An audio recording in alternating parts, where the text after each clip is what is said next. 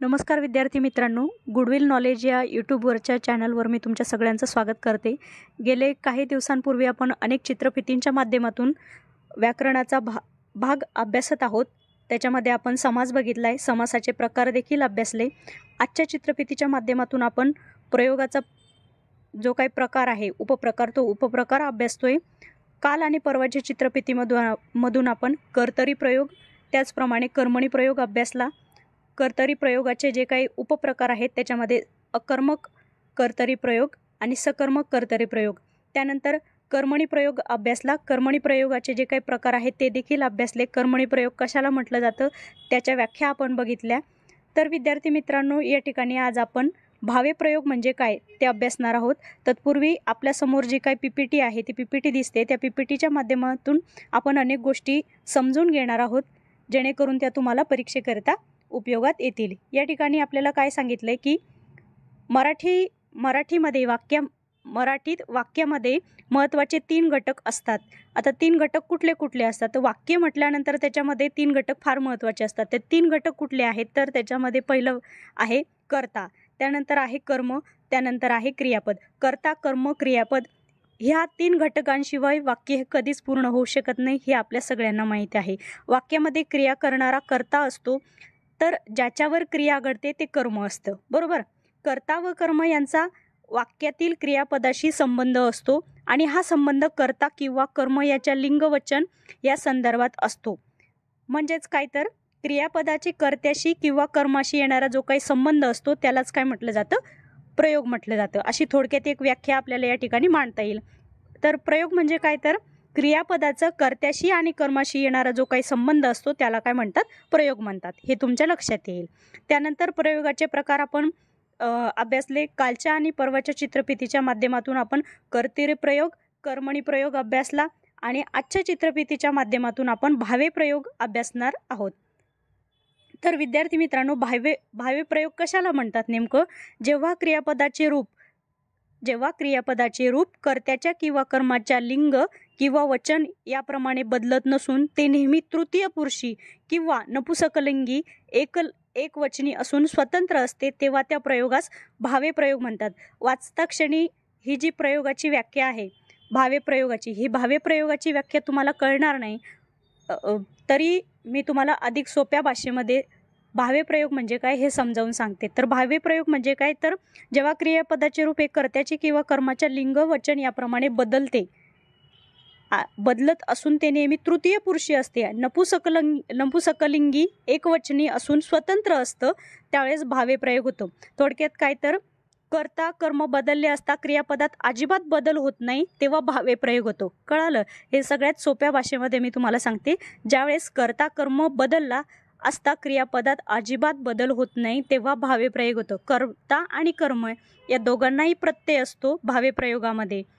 तेव्हा नेमकं आता प्रत्यय म्हणजे काय हे बऱ्याच जणांना माहिती नाही. तर प्रत्यय म्हणजे काय, तर शब्दाच्या शेवटी एक किंवा अधिक अक्षरे जोडली जात असतात, त्याला प्रत्यय असं म्हटलं जातं.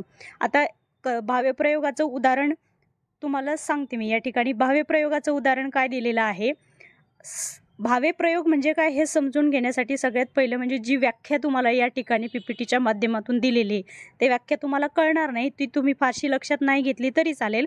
पण ह्यापेक्षा अधिक सोप्या भाषेमध्ये मी तुम्हाला सांगते की कर्ता कर्म बदललं, कर्त्याला किंवा कर्माला प्रत्यय लागला, त्यावेळेस क्रियापदात अजिबातच बदल होत नाही. क्रियापद जसं असतं तसंच असतं, त्याच्यामध्ये किंचितही फरक होत नाही, बदल होत नाही, त्यावेळेस तिथे भावे प्रयोग होतो. कर्ता तुम्ही पुल्लिंगी घेतला काय, स्त्रीलिंगी घेतला काय, तरीसुद्धा क्रियापदात बदल होत नाही. तर उदाहरण घ्यायचं म्हटलं तर हे बघा, खाली उदाहरण केलंय, रामाने गवत कापले, तर राम हा झाला पुल्लिंगी. रामाऐवजी आपण राधा घेतली किंवा सीता घेतली तरीसुद्धा जो काही क्रियापद आहे ते क्रियापद बदलणार नाही आहे, ते जसंच्या तसंच राहणार आहे. खाली आपण अजून एक उदाहरण बघू, राधाने गवत कापले. रामाने गवत कापलं काय किंवा राधाने गवत कापलं काय, त्यावेळेला क्रियापद जे आहे कापले त्याच्यामध्ये किंचितही बदल झालेला या ठिकाणी आपल्याला दिसत नाही. त्यानंतर एक सर्वनाम आपण घेऊन बघूया, आम्ही गवत कापले.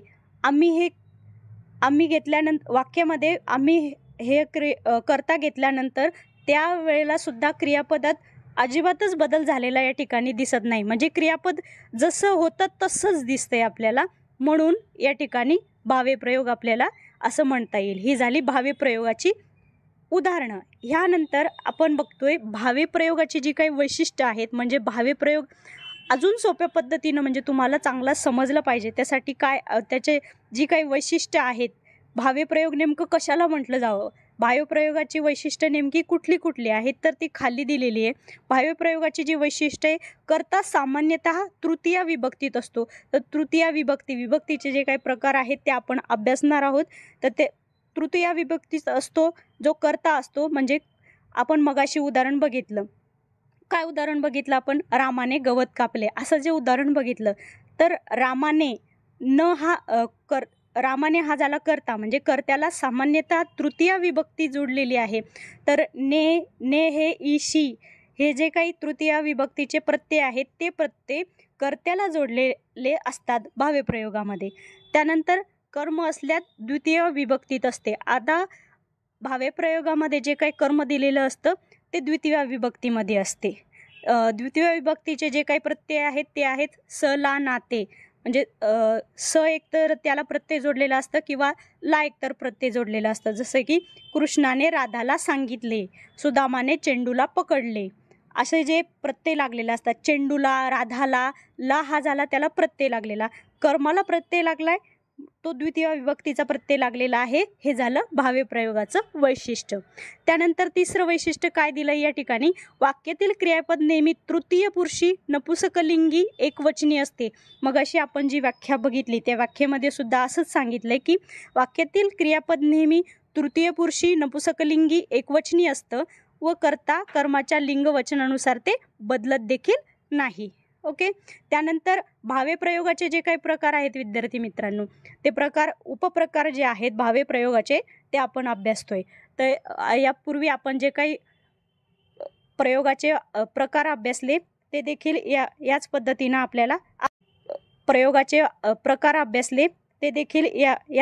आपल्याला अभ्यासायचं होतं. आणि भावे प्रयोगाचे जे काही उपप्रकार आहेत ते देखील आपण आता अभ्यासतोय. तर कुठले कुठले प्रकार आहेत, किती प्रकार पडतात? तर भावे प्रयोगाचे 3 उपप्रकार आहेत. कुठले आहेत? सकर्मक भावे प्रयोग, अकर्मक भावे प्रयोग आणि अकर्तुक भावे प्रयोग. ही त्यालाच भावकर्तुक भावे प्रयोग असं देखील म्हटलं जातं. तर त्या प्रयोगाची जे काही उपप्रकार आहेत त्याच्या व्याख्या काय आहेत थोडक्यात खाली दिलेल्या आहेत. ज्या भावे प्रयोगाच्या वाक्यात कर्म आलेले असल्यास त्यास सकर्मक भावे प्रयोग असं म्हणतात.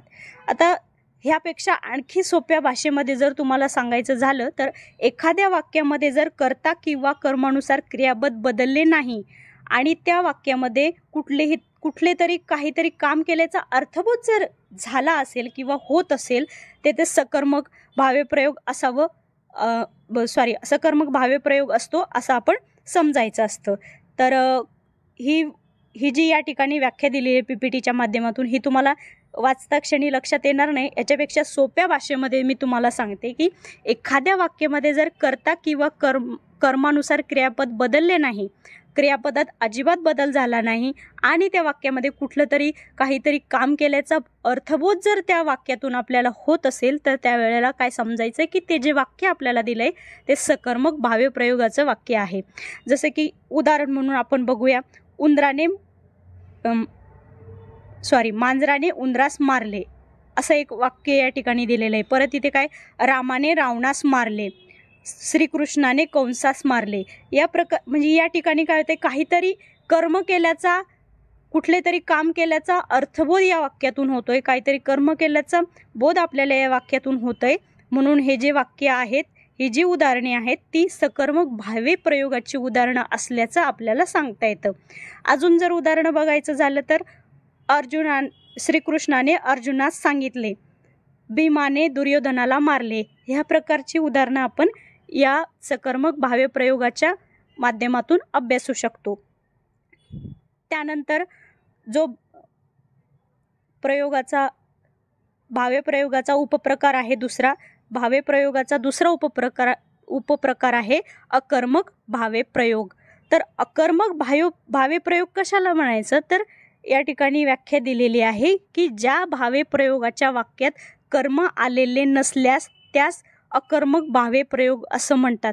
आता कर्म आलेले नसल्यास ज्या भावे प्रयोगाच्या वाक्यात कर्मच आलेलं नाही आहे तर त्याला अकर्मक भावे प्रयोग असं म्हणतात.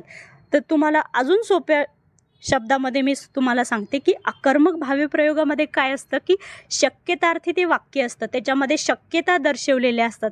ज्या भावे प्रयोगामध्ये जेव्हा कर्ता किंवा कर्मानुसार क्रियापद बदलत नाही, हे जे वाक्य आहे हे वाक्य कायम तसंच राहते.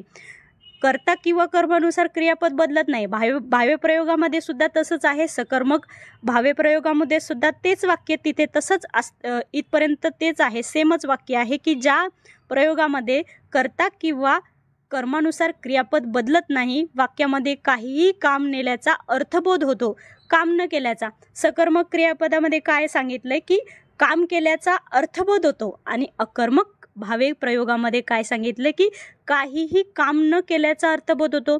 तेव्हा ते वाक्य काय असतं, अकर्मक भावे प्रयोगाचं वाक्य असतं. जसं की खाली बघा काय उदाहरणं दिलेली आहे. बघा काय उदाहरणं दिली. शिक्षकांनी शिकवावे, विद्यार्थ्यांनी शिकावे. शिक्षकांचं काम काय आहे, शिकवण्याचं. विद्यार्थ्यांचं काम काय आहे, शिकण्याचं. अजून जर उदाहरणं तुम्हाला बघायची झाली तर काय उदाहरणं सांगता येतील आपल्याला. तू हसावे, तिने जावे, सर्वांनी मनसोक्त हसावे, मुलांनी चांगले वागावे. ह्या पद्धतीची उदाहरणे आपल्याला अकर्मक भावे प्रयोगाच्या माध्यमातून अभ्यासता येतात. भावे प्रयोगाच्या वाक्यात कर्ता आलेला नसेल तेव्हा त्यास अकर्तुक भावे प्रयोगाची या ठिकाणी त्यांनी व्याख्या दिलेली आहे, ती आपण नंतर अभ्यासणारच आहोत. तत्पूर्वी अकर्मक भावे प्रयोग हे तुम्हाला व्यवस्थित उदाहरणाच्या माध्यमातून समजणार आहे. अजून या पद्धतीचे उदाहरणं तुम्ही अभ्यासून अकर्मक भावे प्रयोगाचा अभ्यास करू शकता. त्यानंतर काय दिलेलं आहे की अकर्तुक भावे प्रयोग, त्यालाच भावकर्तुक भावे प्रयोग असं देखील म्हटलं जातं. की काय आहे, भावे प्रयोगाच्या वाक्यात कर्ता आलेला नसेल तेव्हा त्यास अकर्तुक भावे प्रयोग म्हणतात. आपण मगाशी ही व्याख्या वाचली, कर्ताच आलेला नाही म्हणतात. ते कर्ताशिवाय एखादं वाक्य पूर्ण होईल का, तर हो. ज्यावेळेस कर्ता नसेल तर त्यावेळेस अकर्तुक म्हणजेच काय, भावकर्तुक भावे प्रयोग झालेला असतो. ज्या वाक्यामध्ये कुठल्याही प्रकारचा कर्ता नाही या प्रकारचा अर्थबोध होतो तेव्हा अकर्तुक भावे प्रयोग होतो. ज्या वाक्यात कर्ताच दिलेला नसतो तेव्हा तिथे अकर्तुक भावे प्रयोग होत असतो. मी खूप सोप्या आणि साध्या भाषेमध्ये तुम्हाला सांगण्याचा प्रयत्न करते. बऱ्याच वेळा काय होतं, एखाद्या वाक्यातला शब्दाचा अर्थ आपल्याला कळत नाही आणि अर्थ न कळल्यामुळं आपल्याला वाक्य कुठलं आहे तेच समजत नाही. त्याच्यामुळं प्रत्येक वाक्य, प्रत्येक शब्द व्यवस्थित त्या शब्दामागचा काय अर्थ आहे हा अर्थ लक्षात घेऊनच समोरचं वाक्य आपल्याला सोडवायचं असतं.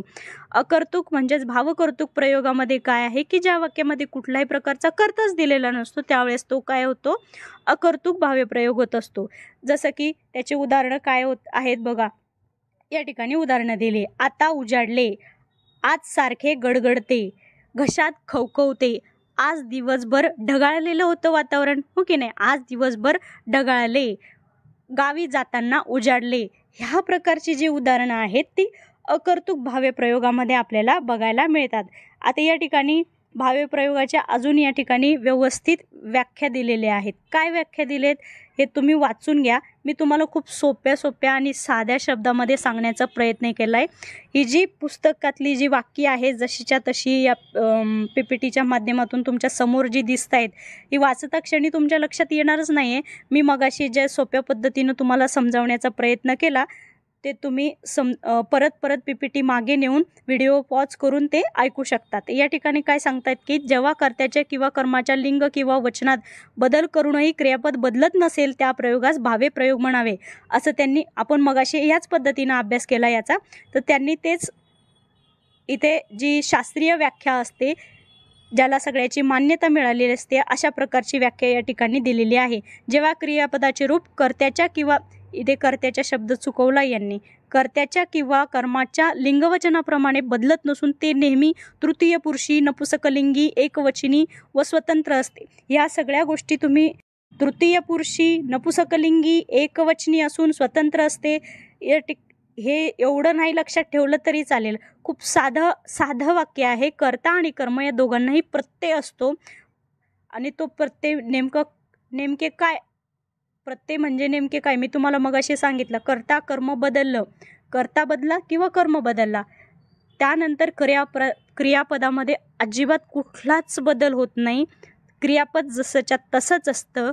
त्यावेळेला भावे प्रयोग होतो. एवढंच तुम्हाला लक्षात ठेवायचं आहे. ह्यानंतर खाली काय सांगतायत ते भावे प्रयोगात क्रियापदाचा जो भाव किंवा आशय असतो त्याला प्राधान्य असते. त्या मानाने कर्ता किंवा कर्म गौण असतात. बरं, ठीक आहे. त्यानंतर उदाहरणं दिलेली आहे त्यांनी भावे प्रयोगाची. काय उदाहरणं दिलेली आहे की संजयने गाईला पकडले, गीताने मुलांना मारले. हे भावे प्रयोगाचे या ठिकाणी उदाहरणं दिलेले आहे. संजयने गाईला मारले. आता संजय हा पुल्लिंगी आहे, त्याला ने हा प्रत्यय लागलाय. त्यानंतर गाईला पकडले, गाय आहे, गाईला ला हा एक प्रत्यय लागलेला आहे.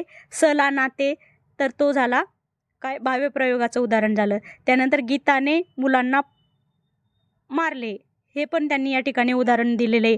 गीता नावाची मुलगी आहे, स्त्रीलिंगी आहे, तिला ने नावाचा प्रत्यय लागलाय. खाली मुलांना त्याला ना लावाचा प्रत्यय लागलाय. आता ही जी व्याख्या आपण मगाशी वाचली, तृतीय पुरुषी, परत लिंग वचनाप्रमाणे बदलत नसून ते नेहमी तृतीय पुरुषी नपुसकलिंगी असतात.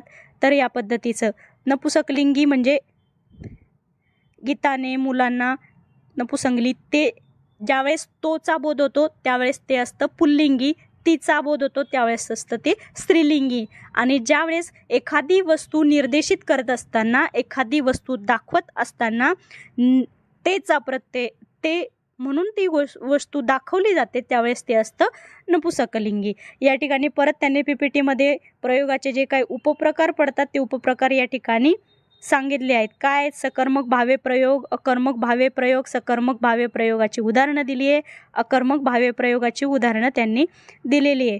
ही PPT त्यांनी बरीच मोठी बनवलेली आहे. या ठिकाणी त्यांनी परत उदाहरणं देऊन तुम्हाला समजवण्याचा प्रयत्न केलेला आहे. त्यानंतर अकर्तुक भावे प्रयोग आपण मगाशीच बघितलं. आत्ता उजाडले, गप्प बसावे, ह्या प्रकारची जी काही उदाहरणं आहेत ते भावकर्तुक म्हणजेच अकर्तुक भावे प्रयोगाच्या माध्यमातून आपल्याला दिसून येते. भावे प्रयोगाच्या काय खुणा आहेत म्हणजे भावे प्रयोगाची जी काही वैशिष्ट्ये आहेत ते मगाशी आपण बघितले. तर अशा प्रकारे विद्यार्थी मित्रांनो, आपले आज प्रयोग जे आहेत, प्रयोग या ठिकाणी शिकून संपलेले आहेत. सकर्मक भावे प्रयोग, अकर्मक भावे प्रयोग, त्यानंतर भावे प्रयोगाचे जे काही उपप्रकार आहेत ते देखील आपण उदाहरणाच्या माध्यमातून समजावून घेण्याचा प्रयत्न केला. प्रयोगाच्या ज्या काही व्याख्या आहेत त्या पण आपण बघितल्या आणि त्या व्याख्या वाचता क्षणी जर तुमच्या लक्षात आल्या नाही तर मी जे काही सोप्या पद्धतीनं तुम्हाला सांगण्याचा प्रयत्न केलेला आहे ते तुम्ही व्हिडिओ मागे नेऊन त्या चित्रफितीतून जे तुम्हाला सांगण्याचा प्रयत्न केलेला आहे सोप्या शब्दात ते तुम्ही व्यवस्थित अभ्यासा. धन्यवाद.